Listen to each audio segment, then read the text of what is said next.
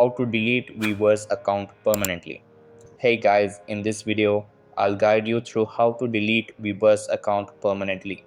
Alright, so let's begin. So the first thing that you want to do is open up weverse app on your mobile and make sure it is updated to the latest version available.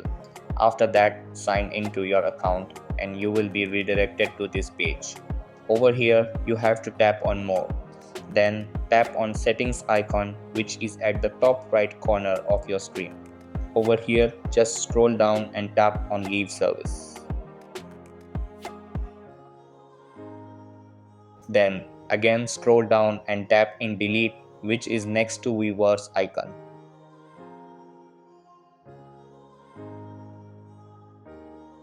At last, just read the instructions regarding deletion of your account and write down your response in text box. And tap on delete account from weverse. So that's basically how you can delete weverse account permanently. So that's all for this video. Consider subscribing if you find it helpful, and I'll see you in the next one. Thanks.